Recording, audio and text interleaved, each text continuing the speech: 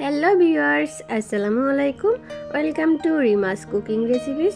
তো বন্ধুরা, এই কনকনে ঠান্ডার ভিতরে ঝাল ঝাল চিতই পিঠা খেতে কার কার ভালো লাগে অবশ্যই কমেন্টস করে জানিয়ে দিবেন। আমার তো ভীষণ মজা লাগে।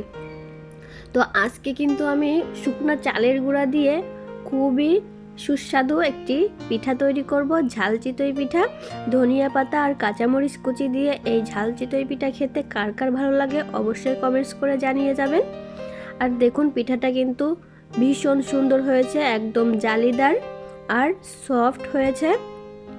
তো চলুন দেখে নেওয়া যাক কীভাবে এই শুকনো চালের গুঁড়া দিয়ে পিঠাটা তৈরি করে নিই। এর জন্য একটা মিক্সিং বোল নিয়ে নিয়েছি, আর এখানে নিয়ে নিব আমি 3 কাপ পরিমাণ চালের গুঁড়া। আর যেহেতু এটা শুকনো চালের গুঁড়া, সেজন্য কিন্তু আমি এখানে সামান্য পরিমাণ ময়দা অ্যাড করব। আর কতটুকু পরিমাণ ময়দা অ্যাড করবেন সেটাও কিন্তু আপনাদের সঙ্গে শেয়ার করব। আর এভাবে কিন্তু শুকনো চালের গুঁড়া দিয়ে চিতই পিঠা তৈরি করলে পারফেক্ট চিতই পিঠা তৈরি করতে পারবেন। তো চলুন এই টিপসটা বলে দিই। তো প্রত্যেক 1 কাপ চালের গুঁড়ার জন্য অবশ্যই শুকনো চালের গুঁড়া হতে হবে। ভিজা চালের গুঁড়ার জন্য কিন্তু ময়দাটা অ্যাড করার কোনো প্রয়োজন নয়। তো এখানে আমি প্রত্যেক 1 কাপ চালের গুঁড়ার জন্য কিন্তু আমি 2 টেবিল চামচ পরিমাণ করে ময়দা অ্যাড করে দিব। যেহেতু আমি এখানে 3 কাপ শুকনো চালের গুঁড়া নিয়েছি, সেজন্য কিন্তু আমি এখানে 6 টেবিল চামচ পরিমাণ ময়দা অ্যাড করে দিয়েছি। আর দিয়ে দিয়েছি স্বাদ মতো লবণ। আর এখানে কিন্তু কুসুম গরম পানি অ্যাড করতে হবে, একদম নর্মাল পানি অ্যাড করা যাবে না, সেক্ষেত্রে কিন্তু পিঠাগুলো একদমই ভালো হবে না। তো অবশ্যই কিন্তু এই চিতই পিঠা তৈরি করার ক্ষেত্রে কুসুম গরম পানি অ্যাড করতে হবে। তো হাতের সাহায্যে কিন্তু আমি বেশ ভালো মতো করে এটা মেখে নিব। তো অল্প অল্প পরিমাণ কিন্তু পানি দিয়ে এই ব্যাটারটা তৈরি করে নেব। আমি কিন্তু একবারে পুরো ব্যাটারটা তৈরি করব না, আমি জাস্ট এই ব্যাটারটা যাতে ভিজে যায় সেজন্য কিন্তু অল্প পরিমাণ পানি দিয়ে এভাবে করে মেখে নিব। যেহেতু এটা আমি রেস্টে রেখে দিব, পরবর্তীতে কিন্তু এটা আমি পারফেক্ট একটা ব্যাটার তৈরি করে নিব। তো প্রথমে কিন্তু এভাবে করে মেখে নিতে হবে। তো এখন আমি এটা 2 ঘন্টার জন্য ঢেকে রাখবো। অবশ্যই কিন্তু এটা রেস্টে রেখে দিতে হবে, এতে করে পিঠাগুলো খুব সুন্দর হবে। যেহেতু শুকনো চালের গুঁড়া, এভাবে মেখে রেখে দিলে কিন্তু চালের গুঁড়াটা খুব সুন্দর ভিজে যাবে আর পিঠাগুলো কিন্তু পারফেক্ট হবে। অবশ্যই বন্ধুরা কিন্তু এই টিপসগুলো ফলো করবেন। তো 2 ঘন্টা পর কিন্তু আমি চলে এসেছি। এবার কিন্তু আবারও হাতের সাহায্যে খুব সুন্দর মতো এটা ফেটে নিব। এবার কিন্তু আমি ফাইনাল টাচ দিব। এই পর্যায়ে আবারও আমি কিছুটা পরিমাণ পানি অ্যাড করব। পানি অ্যাড করে কিন্তু সুন্দর একটা ব্যাটার তৈরি করে নিতে হবে। আর পানির পরিমাণটা কিন্তু আপনারা এই ব্যাটারটা তৈরি করতে করতে বুঝে যাবেন। আর এটা বলার কিছু নেই, কারণ অনেক চালের গুঁড়ায় বেশি পানি প্রয়োজন হয় আর অনেক চালের গুঁড়ায় কিন্তু কম পানির প্রয়োজন হয়। সেজন্য কিন্তু এখানে অ্যাডজাস্ট বলা যাবে না কতটুকু পানি লাগতে পারে, সেটা আপনাদের চালের গুঁড়ার উপর নির্ভর করবে।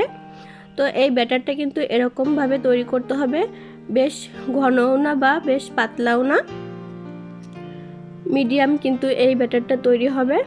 আমরা যেভাবে পানপিঠা তৈরি করি, যেরকম ব্যাটার তৈরি করি তার থেকে একটু পাতলা তৈরি করতে হবে। তো আমি কিন্তু এখানে ধনিয়া পাতা আর কাঁচামরিচ কুচিয়ে নিয়েছি পরিমাণ মতো, সেটা দিয়ে দিব। আর বন্ধুরা, এখান থেকে কিন্তু আমি কিছুটা ব্যাটার আলাদা করে রেখে দিয়েছিলাম। যেহেতু অনেকে আমাদের বাসায় বাচ্চা আছে, তারা কিন্তু এই ঝালটা খেতে পারবে না, সেজন্য তাদের জন্য কিন্তু আমি একটু ব্যাটার উঠিয়ে রেখে দিয়েছিলাম। তো আপনারা আপনাদের প্রয়োজন অনুযায়ী কমিয়ে বাড়িয়ে নিতে পারেন। তো চুলায় একটি আমি লোহার কড়াই বসিয়ে দিয়েছি। আর কড়াইটা কিন্তু বেশ ভালো মতো হাই হিটে গরম করে নিতে হবে।